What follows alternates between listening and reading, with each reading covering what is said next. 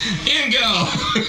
Welcome to POWERRINE, everybody. We're playing Plague, and I'm going to save this goodbye kid. was not forever. Nor was it the one you were looking for. Anyways, I totally just like bunched into what Benzie was trying to say. I was just like, here's my chance.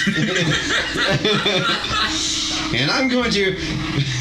Alright, time for some more deepy talks. So, I'm going to make this... Now that you guys have kind of like the background on how things started, I'm going to kind of run quickly through. They know more details, but I don't know the rest of you guys, so you're not important. You guys mean our one viewer? It's Benzie. He's important here, but not important there. Okay, yeah. This is not fair! This is not fair. I keep dying to this guy because he's too fast.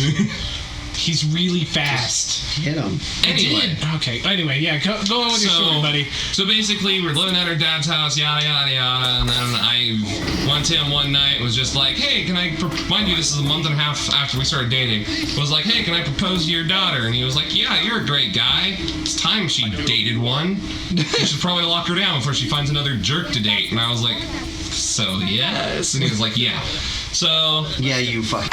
Yeah, we're a minute in. That's good. Yeah. I had to check. I still have to bleep out one of those words. Just dolphin noises. Anyway. There we go. I got him. I had It the started with an angle on R and ended with an RD. Just do It's the fine. math. So, Don't explain it. I don't need it explained. so anyway, it's kind of jumbled. The timeline's a little messy, but basically, we agreed that living at our dad's house was kind of God damn it, not again great. with this bullshit! So You gotta be we kidding me! co-signed on an apartment that Make we're this moving thing into on the day after Valentine's Day. So the night before Valentine's Day, I proposed to her at the village. That was where like our first day was, and it was disgusting. And so, I'm surprised you figured that out so quick. I died so many times here. Did you? Yeah. I'm dying a lot myself. But it different wasn't... I didn't realize to like, you know... It hit the chandelier. Yeah. I was for- like, for the there's first gotta be a two- way to kill this guy. Alright. but so she said yes, and so then like the next day I co-signed on a car for her because during Snowmageddon her car crashed and was completely out of commission, or so she told me. I later found out after we broke up from her dad that she lied. Oh, cool. So yeah, I was on the hook for a car temporarily, which I'll get to. So we moved into an apartment, and like the rent was like $800 itself, not including utilities and all that. Like a week later, she decides to quit her job because they won't let her last second take like a week off to go up to Washington to see her sister. Oh. And I'm like, you realize we just signed an apartment? And she's like, yeah, you got it. You make $12 an hour. And I'm like, with 2 car payments, 2 phone bills, and rent. Okay, cool. So eventually just bills caught up very quick, and I was just like, all right, we're getting out of here. She didn't work, but I still did all the footwork to get us out of the apartment. The night that we're starting to pack up the moving truck's rented and everything, she gets a call from her sister that they were being evicted from the place her and her husband live with their baby in Tacoma, Washington, and they're like, we need your help, like now. Oh my god. And she's like, hey, babe, we're going to Washington. And I'm like, no, the fuck we're not. We're moving. And she's like, no, the fuck we're not. I'm going to Washington with or without you. And if you say without you, well, you might want to find somewhere else to fucking stay. And I'm like, well, we have to anyway because we're moving out. But regardless. Yeah. Mind you, at this point, I'm already kind of stressed and pissed at her. So I was kind of a sarcastic asshole at that point. And we argued a lot. So eventually, because she was so emasculating, she found a way to basically beat me into submission of... Well, actually, literally, she was also very physically abusive. Really? Oh, yeah.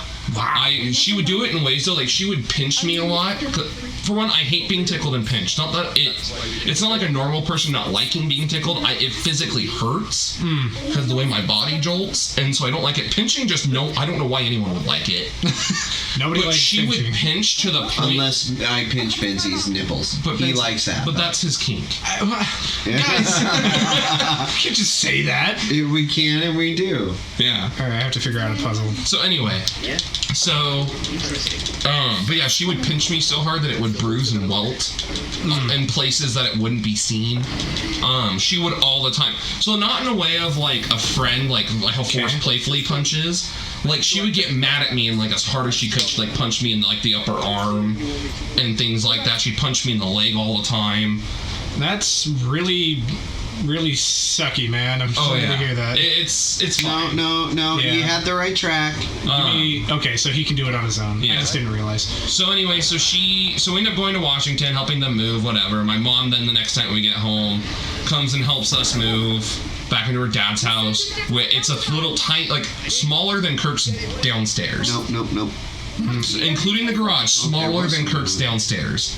Okay. 3 bedrooms, myself and her in one room, her sister, brother-in-law, and their baby in the next room, her dad in his small master bedroom, and her little brother sleeping on the couch. It was horrible. And so we lived there for a little bit, and things were just awful. She finally found a new job and was going back to Carrington College and all this shit. But she never did anything. Figuring it out. White? She never did anything, and like I'm just figuring out what it when she would go to school, her sister never did anything. I would get up at 7 o'clock when she got up to leave for school, and I would do chores for a couple hours, and then I would take 2 hours of my day to play video games before I had to go to work all day. Her sister would then bitch about the fact that I didn't do more chores when they didn't do anything. And I would always get calls from her while I'm at work being like, why didn't you do any chores today? And I'd be like, I did chores for like 2 or 3 solid hours. I just want to take 20 minutes to myself. Why is that a problem? And she'd always be like, well, because you know your place and you need to fucking do chores when you're at home. And I'm like, why am I the only one doing chores? She's like, well, because we're fucking busy. Oof. Like she would use my debit card to buy groceries because I made enough money to pay for groceries, and then she wouldn't let me eat like 99% of the groceries. What the fuck? I'd have a bowl of cereal after she left for work because she wouldn't know, and then at night after I got off work, if I didn't go and buy myself dinner separately and eat it before I got home, even if I came home and just had a small bowl of cereal, she'd be like, you know we don't have the money for you to eat that. I went from being about 2:30 when we started dating to being like 2:05, and it was all just from not eating. Wow. Yeah. And so we ended up, a buddy that I shouldn't have said his name, but he's a cool dude. Do you want me to bleep it out for you? Yes, please. Okay. So yeah, I had a buddy that I went to college with. Well, then he one day called me up and he was like, hey, I know we haven't talked in a little while, but because he and I were close at one point. He's like, but can you do me a favor, come down to my work. He worked at a restaurant. He's like, I have some money I have to give for an application I put down on an apartment. They need it by noon, and I can't fucking make it because I'm at work. I will pay your gas in full. Please fucking do this for me. You're my last hope here. I was like, you know what? Abso-fucking-lutely. And I told her, I'm not even arguing with over this. I'm fucking out with my friend. I left, did it.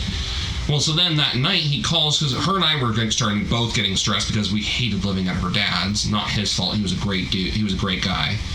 But just situation. Well, so then he calls me that night and he's like, hey, are you guys looking for a place? And I'm like, yeah.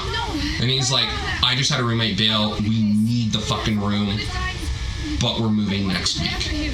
Oh, wow. And I'm like, okay. And so her and I talk about it that night. She's like, you know what? Let's do it. You know, it's less expensive because we'll have roommates. We know him and he's great. So then we had we went the next day, signed the papers, got approved because my credit was still decent at the time. Hers was terrible. And so Actually, that would be she things were and it's a good thing actually that you're not including his name because it does get kind of so I think just his personality, he was just kind of an eccentric guy, you know, the kind of just fun guy that girls take as flirting. But she was very clearly flirting with him, and even at one point I'm like, dude, do you notice it? And he's like, yeah, it's making me really uncomfortable. Like, that's your fiance, and you're one of my best friends. Like, yeah. So I would obviously, anytime she was out hanging out with friends or anything, get jealous or feel nervous or whatever. Well, and then eventually she'd be gone till like 11:30 midnight, and I'd have work the next day. So then I'd go to bed, and she'd come in and yell at me because I went to sleep. without waiting up for her. Which was super cool. Oh, yeah. So then, CarMax happens, which I told you about CarMax? No, but you can... I'll get into that later. Maybe skip over it a little bit. So, Just condense it. Yeah. Long story short, reasons to get into for another time, I ended up losing my job. Okay. Super cool. Yeah, I bet. So... super cool. Oh, yeah. If you thought that I was stressed already, let me put it this way for everyone. I didn't shit for like 3 solid weeks. Because I was so stressed. 3 weeks. Are you serious? Yeah. You must have not eaten, like, at all. At that point, no. Well, I didn't eat anyway. Jesus, wow. So we ended up moving out, right? Things are actually finally starting to look up. Her and I are getting along better. Things are going well. You know, we pop a bottle of fucking champagne that the dude buys us the night we move in. I'm getting some headway with some jobs. You know, I applied for health and welfare, for example, and whatnot. Well, so then we move in. The next day, I had a dog at the time. Of Oregon. Yeah. Health and welfare of Oregon. In Oregon. Of Oregon. Let's start with an O. O-R-E. O-R. That's its initials. Anyway, so... Sorry, I add that as much as I can. Great. Because we're in Oregon. Yeah, obviously. Definitely. Not So anyway, we we had to get rid of the dog regardless. We couldn't have her. She wasn't a service animal. We had to get rid of her. We couldn't afford her. We found someone that worked at Subway, actually, at Walmart. I had my phone interview with Health and Welfare that day of Oregon. And the girl at the Subway was in Oregon was like, you know, I've been looking for a dog. We took her in with us. She's like, she's adorable. I'll take her. I'll even pay you guys $200 for her. Bring her to my house tonight. I was like, she's my fucking dog. I want to do it. She's like, no, you're too attached. You can't do it. Oh. We got in a huge fight. Well, and the girl ends up backing out. So she's like, I just can't believe that you... She's like, I want you to say your goodbyes. After tonight, you're not allowed to fucking see that dog again because of how attached you've gotten. You need to get rid of her. So I went over. I'm devastated because I fucking loved that dog at the time. She was a cool dog. I fucking go that night, spend some time with the dog. On my way back, she calls me. Nice. She calls me and she's like, what are you doing? And I'm like, oh, I'm on my way home. She's like, no. She's like, I need some space right now. And I said, cool, then you can fucking leave and go get it somewhere else. That's my apartment too. She's like, well, I make more income than you, so therefore I have more money to go to the apartment than you, so therefore I have to say of who gets to be here. I'm like, super cool, fuck you. Left. I had to stay out till like 10 o'clock at night. Finally, she's like, come home. I'm like, okay.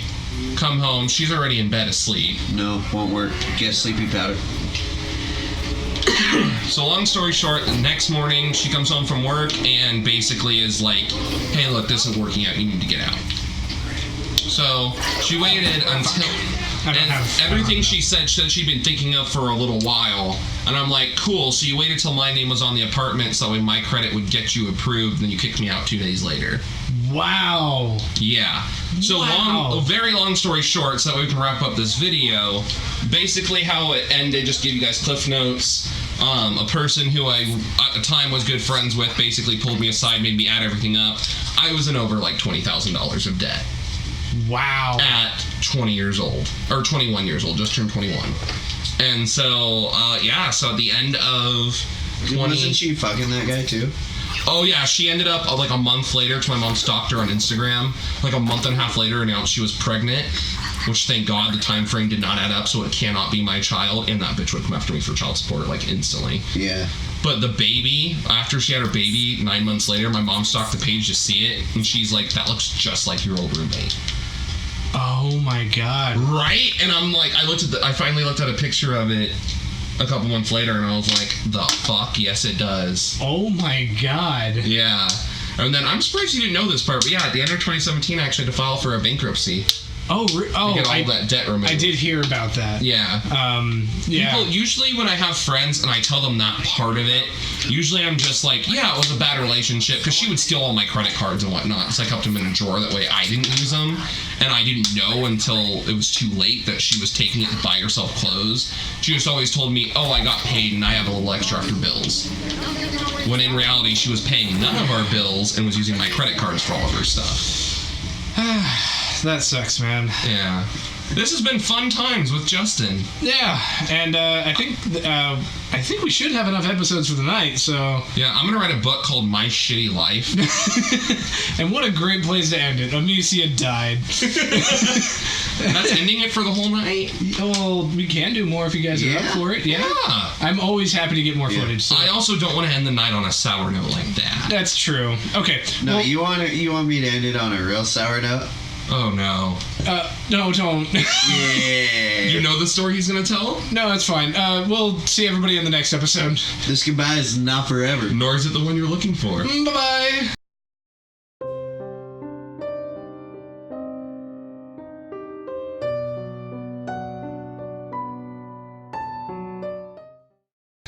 Adios, muchachos. I feel like it was a fart that you were going to do. Oh. Is that the sour note? No.